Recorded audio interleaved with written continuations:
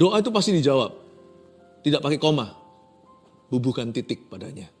Kalau perlu dikasih tanda seru jikalau kita cenderung untuk ragu. Doa pasti dijawabnya. Tidak ada benda yang kita lempar di bumi ini ke atas, tidak turun lagi ke bawah, karena ada gravitasi. Gravitasi doa adalah jawaban Allah.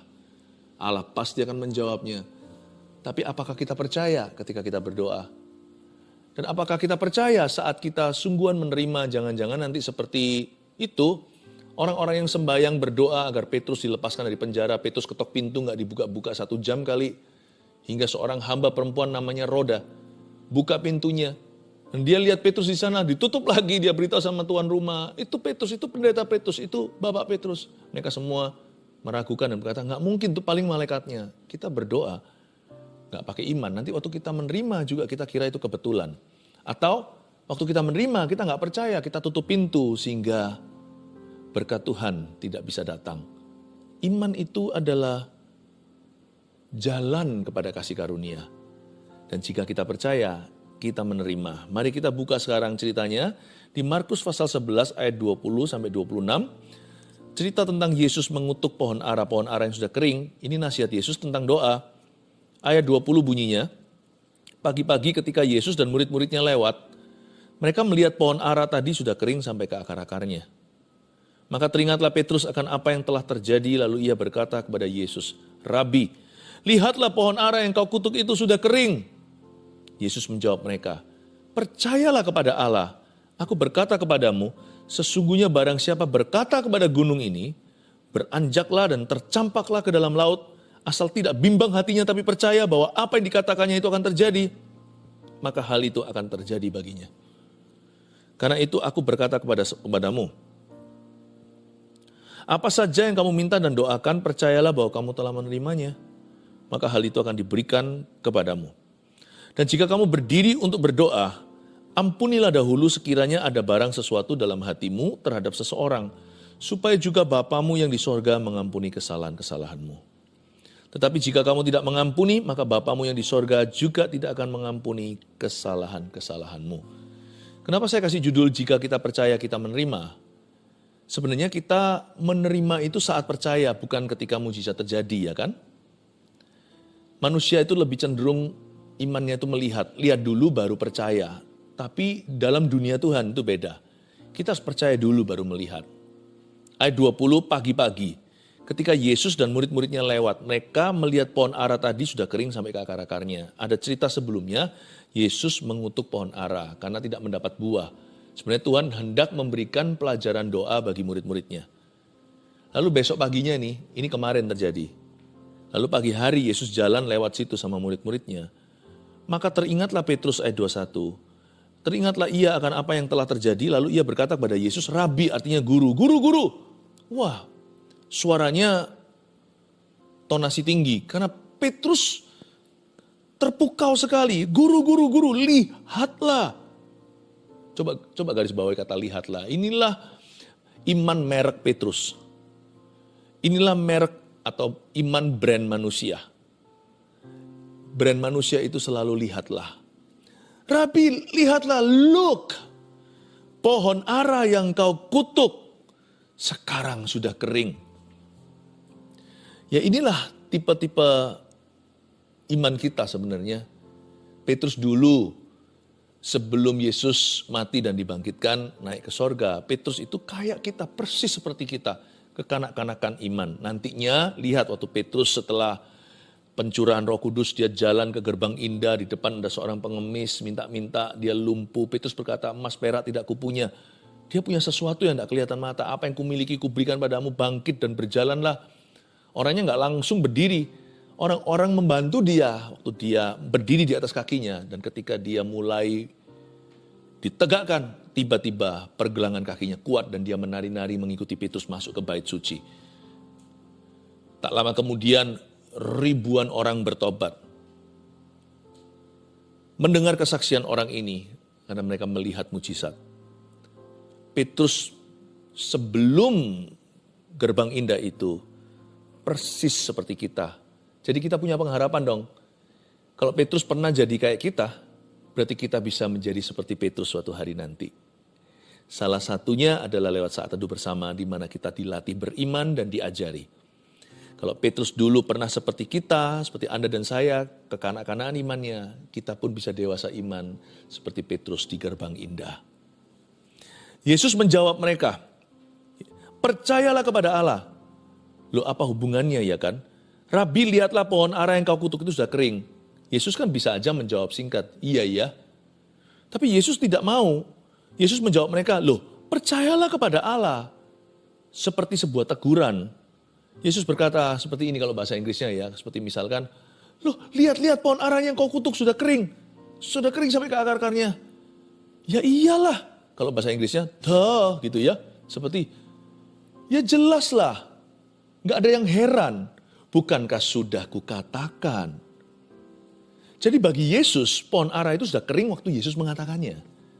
Bagi Petrus, waktu dia melihatnya. Nah ini perbedaan waktu kapan kita menerima. Bagi Yesus ajarkan kita pelajaran tentang berdoa yaitu lewat mengutuk pohon ara. Yesus hendak mengajarkan, mengimpartasikan bahwa mujizat itu sudah diterima sebelum mujizat terjadi. Dan saat kita percaya itu sudah ada dikandung dalam iman kita. Meskipun belum kelihatan nampak mata, belum kita alami, itu sudah didepositokan oleh Tuhan di dalam jiwa kita. Kalau kita percaya, sudah pasti cepat lambat mujizat itu akan didapat. Rabi, lihatlah pohon ara yang kau kutuk itu sudah kering. Yesus menjawab mereka, ya iyalah. Malah ditambah, percayalah kepada Allah. Kenapa kamu ragu sih? Kenapa kamu tidak berseru seperti ini waktu aku mengutuki pohon ara itu? Harusnya kau berkata, wow Tuhan Yesus, pohon ara ini pasti akan kering. Tapi waktu Yesus mengutukinya, mereka diam aja. Mereka lebih wait and see. Sungguhankah apa benar akan terjadi? Lalu keesokan hari, kejadian sungguhan dan mereka berkata, wow.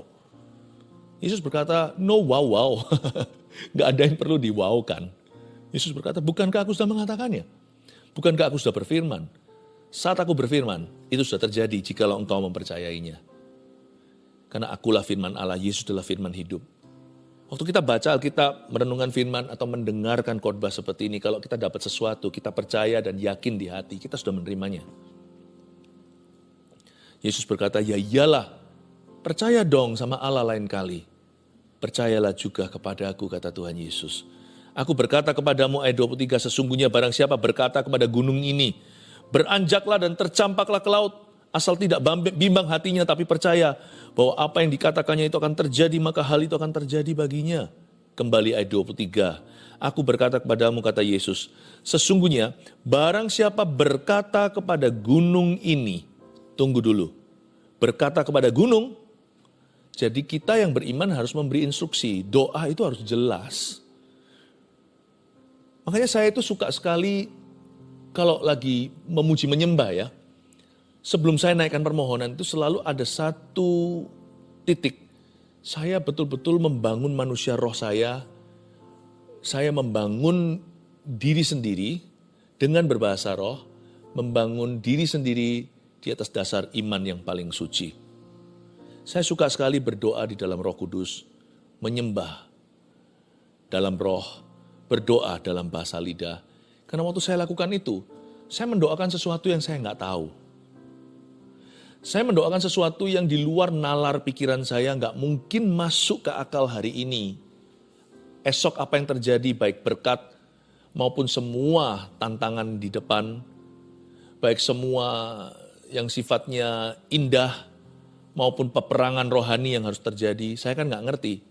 Saya berbahasa lidah itu mempersiapkan diri, bangun manusia roh saya, dan lewat bahasa roh saya bangun diri sendiri di atas dasar imanku yang paling suci. Iman saya dipersiapkan untuk menghadapi whatever atau apa saja. Dan semakin kuatkan iman saya waktu saya berbahasa lidah, saya semakin merasa di dalam hati saya ini gampang untuk percaya. Waktu buka Alkitab pun ayat-ayat itu bisa dapat pengertian baru tanpa keluar dari konteksnya. Saya mendapatkan kedalaman-kedalaman suara Tuhan dalam hidup saya. Lalu biasanya setelah saya membaca firman, baca Alkitab, isi peluru sehingga akal budiku ini tidak hampa, tapi diisi dengan janji-janji. Terakhir menutup saat teduh saya secara pribadi nih, Mirip dengan saat teduh bersama. Saya selalu naikkan permohonan. Kalau di STB saat teduh bersama ini saya naikkan permohonan dengan Anda yang live chat maupun yang komentar. Saya tumpang tangan berdoa, kita berdoa bersama-sama. Kalau secara pribadi saya doa sendiri.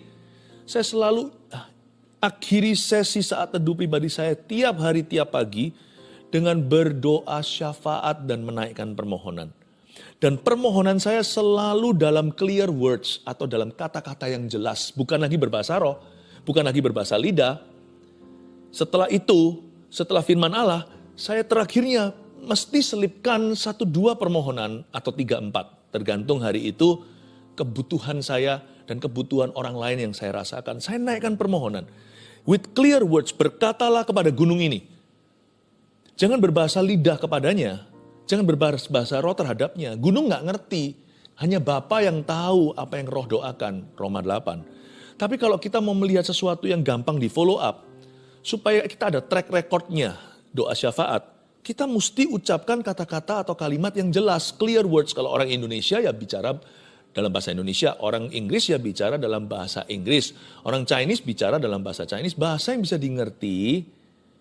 Yang bisa ada tanda terimanya gitu loh. Kalau kita itu bawa paket doa kita ke Tuhan. Clear words, prayer should be instructive. Doa itu harus jelas instruksinya. Instruksi kepada gunung ini apa? Coba lihat. Aku berkata kepadamu ayat 23, sesungguhnya barang siapa berkata kepada gunung ini. Lihat ya, jelas loh. Beranjaklah, itu berarti cabut. Dan tercampaklah, itu berarti cebur. Ke dalam laut. Jelaskan instruksinya.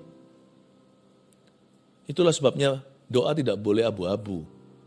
Bahasa roh itu fungsinya beda dengan kalau kita berdoa syafaat mohon. Meskipun dalam bahasa lidah saya doakan mungkin multiple.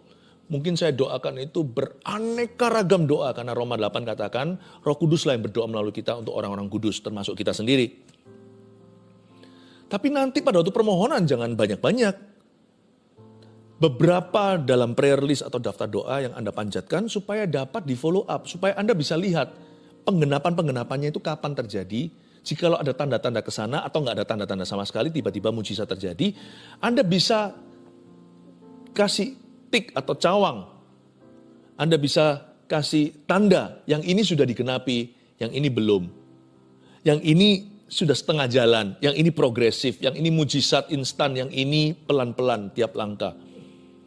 Anda bisa melihat pertumbuhan doa Anda sendiri, bisa mengukur pertumbuhannya. Anda bisa melihat perkembangannya dan menyaksikan Allah bekerja. Sekalipun tangan itu tidak kelihatan, tanda-tanda Tuhan itu nyata. Beranjaklah dan tercampaklah ke dalam lautan. Jadi kita bisa memberikan instruksi yang jelas. Indah kan kalau seperti itu. Biasakan diri kita itu punya clarity atau kejelasan saat berdoa. Lalu apa yang terjadi di sini? Setelah beranjaklah dan tercampaklah ke dalam laut, asal tidak bimbang hatinya, tetapi percaya bahwa apa yang dikatakannya itu akan terjadi, maka hal itu akan terjadi baginya. Ayat 23b, ada sebuah saran begini, asal gak bimbang hatinya. Yesus berkata, kalau kamu gak ragu tapi percaya, apa yang kamu katakan itu akan terjadi, ya itu akan terjadi. Tapi kamu gak boleh sembarangan. Kita ngomong apa aja pasti terjadi, tapi harus bicara sesuatu yang sesuai firman. Karena Tuhan tidak pernah berjanji memberkati perkataan manusia, tapi Tuhan berjanji menggenapi perkataannya. Kalau kita klaim firman ini maksudnya. Kalau itu tertulis dalam Alkitab dan ada kesaksian roh di dalam hati, kita ucapkan daripada mengeluh dan menggerutu, daripada kita terus mengutarakan persoalan kita, itu semua hanya informasi dan fakta. Tapi kalau kita mengklaim janji Tuhan dan pengakuan iman dan pengakuan firman, itu bukan informasi, itu mengucapkan kehidupan, menciptakan dari yang tidak ada menjadi ada.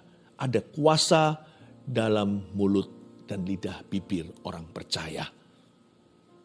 Ingat itu bangsa Israel menggerutu, Tuhan bilang, ya sudah kalau gitu aku berikan yang kau mau. Terus menerus ngomongnya begitu dan begitu melulu. Baik, seperti yang kau katakan, terjadilah sesuai imanmu.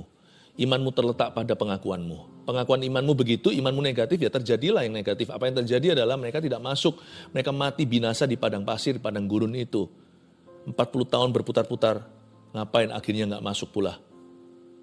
Tapi kalau kita mengklaim firman Tuhan, mengklaim janji Tuhan, kita mengutarakan terus, lama-lama bukan hanya kita sendiri dikuatkan karena mulut bicara, telinga mendengar, masuk ke hati, bertumbuh jadi iman.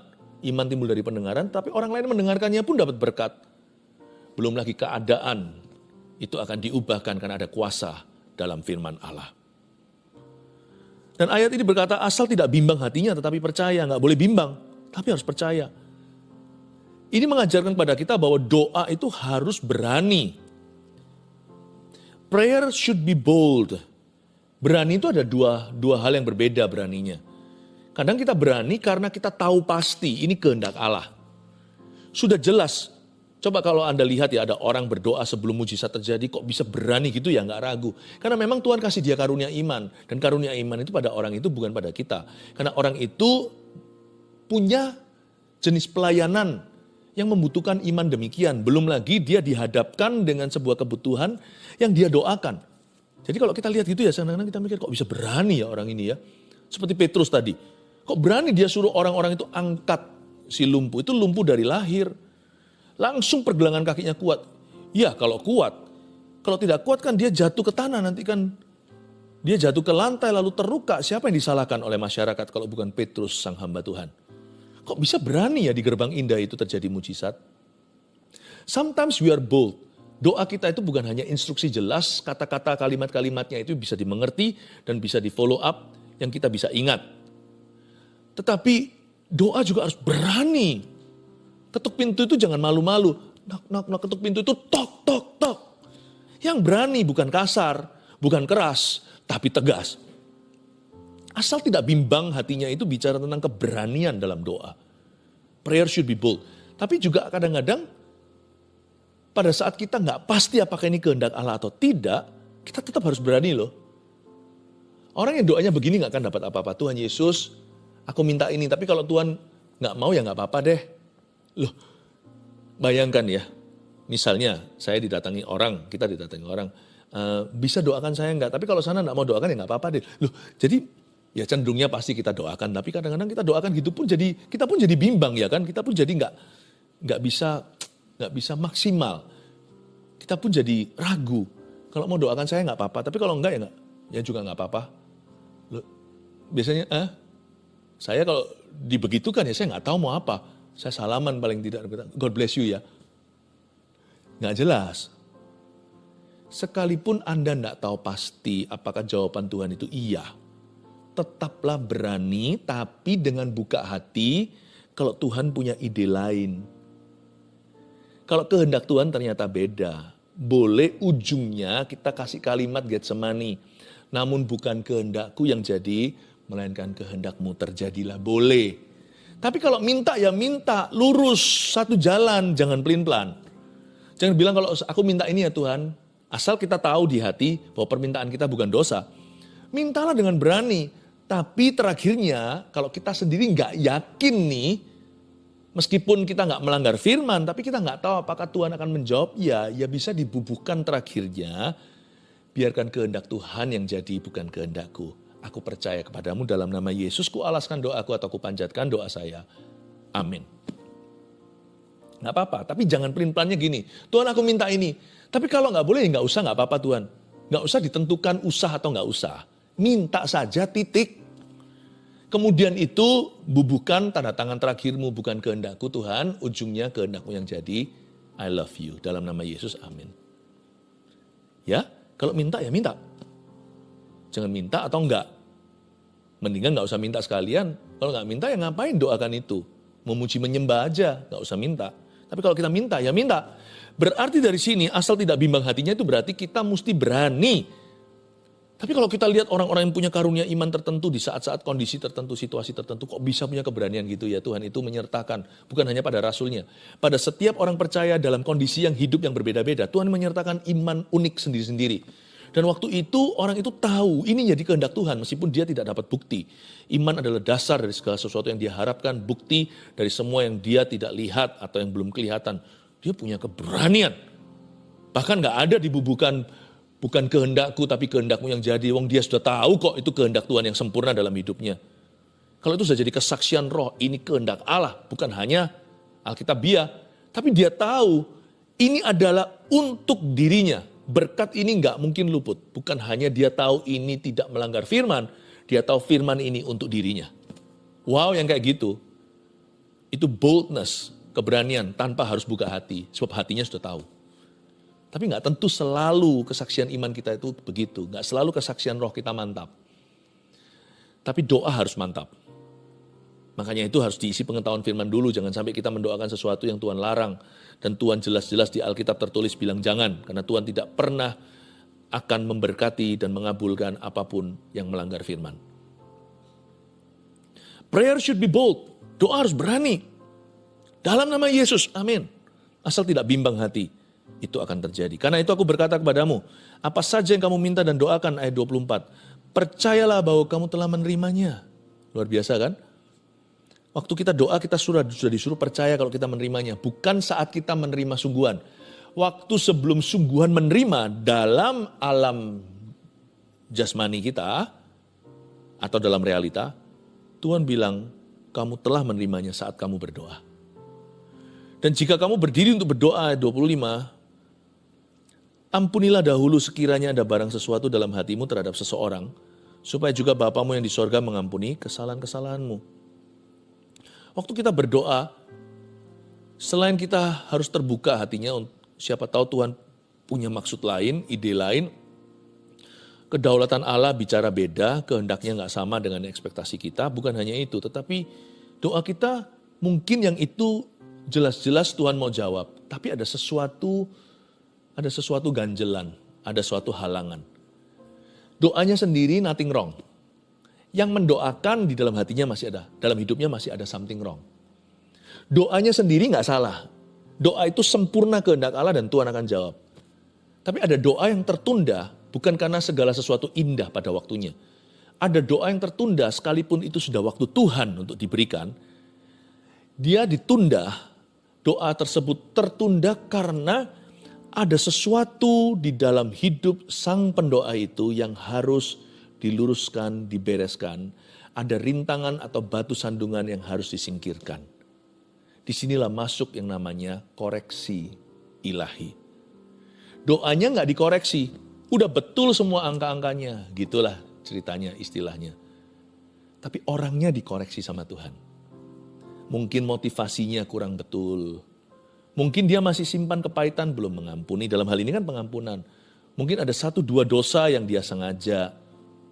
Mungkin ada orang yang dirugikan, dia harus terlebih dahulu jadi berkat untuk orang tertentu, baru hidupnya diberkati. Sebab ayat 26 katakan, tapi jika kamu tidak mengampuni, maka Bapamu yang di sorga juga tidak akan mengampuni kesalahan-kesalahanmu, alias doamu terhambat. Padahal doanya sendiri tidak ada salahnya. Doanya bagus, tapi ada sesuatu yang Tuhan tidak kenan. Dan itu tidak bisa di-bypass, tidak bisa diabaikan. Jika kita percaya kita menerima, hari ini kita diajari beriman, bahkan diajari berdoa. Poin-poin berikut ini tolong dicatat. Nomor 1, kita sudah menerima. Are you ready? Saat kita percaya, bukan saat mujizat terjadi. Jangan salah timingnya.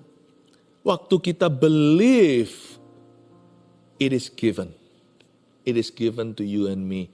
Waktu kita percaya, itu sudah diberikan sama Tuhan. Makanya gak heran ya kalau kita doa ya, kadang-kadang kita belum lihat mujizatnya, setelah kita doa kita itu betul-betul nyampe lah ke hati Tuhan. Keluar dari ruang doa kita itu kita plong, padahal masalah masih ada. Problema masih nyata. Tapi keluar itu rasa sudah menang, pernah rasa gitu? Rasa beban udah diangkat, udah ringan. Rasanya itu udah terjadi kelepasan. Bukan kelepasan dari setan, kelepasan dari beban. Tadi masuk ke ruang doa itu cemberut, aduh mukanya itu sangat masam.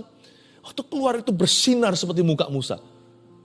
Lalu tenang tuh, bisa makan, bisa fokus lagi ke tugas. Padahal masih sakit, masih terdiagnosa, masih stadium sekian. Padahal masih dililit hutang piutang, tapi bisa kerja dengan sukacita. Udah bisa nyanyi ini dari sini pergi ke tokonya, dari rumah. Kok bisa ya? Ada apa sama mama? Ada apa sama papa? Mungkin anaknya bisa berpikir, kok lain ya? Habis doa nak, habis doa. Loh sudah selesai ya? Udah bisa ngembalikan utang? Oh belum nak, tapi Tuhan sudah janji. Oh, haleluya. Itulah kemenangan orang benar. Bolak-balik saya itu begitu, saya udah plong dulu. Udah lepas dulu. Nanti kalau tengah hari atau malamnya saya diganggu lagi, hatinya gelisah lagi, ya masuk lagi hadirat Tuhan. Jika kita percaya, kita menerima, kadang-kadang kita harus berdoa berkali-kali untuk jaga damai sejahtera. Sejahtera itu mahal. Janji itu harus dipegang. Abraham itu menunggu janji itu 100 tahun. Sampai umur 100 maksudnya. Wah, kita sudah menerima saat kita percaya, bukan saat mujizat terjadi. Catat itu. Nomor 2, waktu berdoa jangan ragu atau ambigu, tapi harus jelas dan berani. Jangan ragu kalau doa. Ambigu itu apa sih? Ambigu itu kayak nggak jelas gitu loh. Ambigu itu seperti area abu-abu, kabur, bermakna ganda seperti tadi. Kalau Tuhan mau kasih ya nggak apa-apa, kalau enggak ya nggak apa-apa. Aduh, ngapain doa? Memuji saja, menyembah, nggak usah minta. Tapi kalau minta cukup. Jangan basa-basi, terus terang. Aku minta ini Tuhan. Terus terakhirnya biarkan kehendakmu bukan kehendakku yang jadi. Itu boleh. Tapi kalau kita sudah tahu pasti, nggak usah pakai kehendakmu, kehendakku. Tuhan aku minta ini, aku percaya aku menerimanya dalam nama Yesus, amin. Udah. Waktu berdoa jangan ragu, jangan ambigu. Tapi harus jelas dan berani. Sekarang tahu ya perbedaan antara doa dengan bahasa roh dan doa dengan akal budi. Dengan bahasa roh saya doa untuk perkara-perkara yang saya tahu, mungkin termasuk di dalam bahasa roh saya. Dan doa untuk perkara-perkara yang saya belum ketahui. Untuk hal-hal yang saya tidak tahu, disitulah perlu roh, bukan akal budi.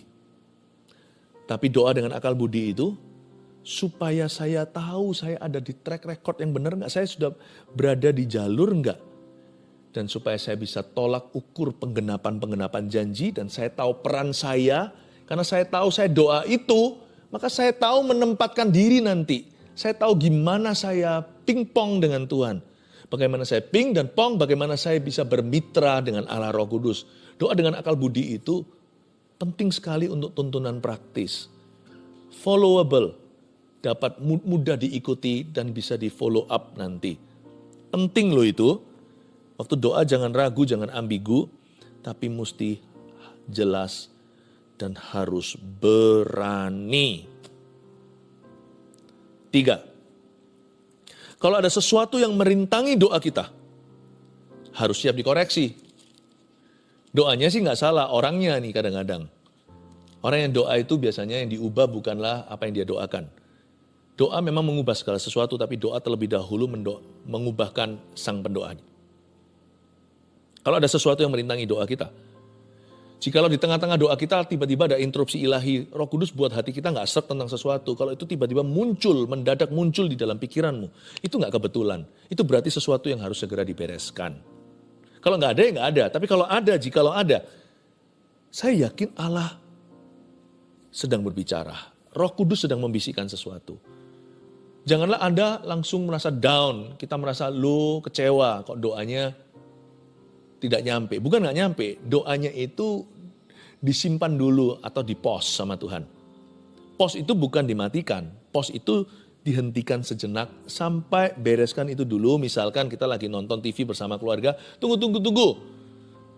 Mungkin Anda perlu pergi ke kamar mandi dulu, oke di-pause dulu. Pause. Nanti lanjut dari situ. Doa Anda itu nggak dimentahkan, nggak dibatalkan, nanti dilanjutkan. Tapi sebelum dilanjutkan, taruh dulu di mesbah. Berbaik dulu dengan saudaramu, jikalau ada sesuatu di dalam hatinya terhadapmu. Kalau ada sesuatu yang merintangi doa kita, tiba-tiba Tuhan sadarkan. Kita harus siap dikoreksi loh. Waktu kita doa itu ya, makanya doa itu indah. Doa bisa dijawab iya, bisa dijawab tidak, bisa dijawab tunggu. Tuhan bisa jawab salah satu. Ya, yes, no, atau wait, atau tunggu dulu.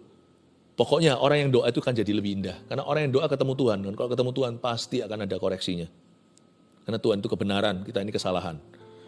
Kalau ada sesuatu yang merintangi doa kita, haruslah siap untuk dikoreksi oleh Allah Roh Kudus. 3 poin tadi sudah dicatat. Saya ulangi lagi. Jika kita percaya kita menerima. 1, kita sudah menerima saat kita percaya. Bukan saat mujizat terjadi. 2, waktu berdoa jangan ragu atau ambigu, tapi harus jelas dan berani. 3, Kalau ada sesuatu yang merintangi doa kita, harus siap di apa? Harus siap dikoreksi. Anda percaya? Anda percaya mujizat akan terjadi? Mujizat sudah terjadi dan sedang terjadi.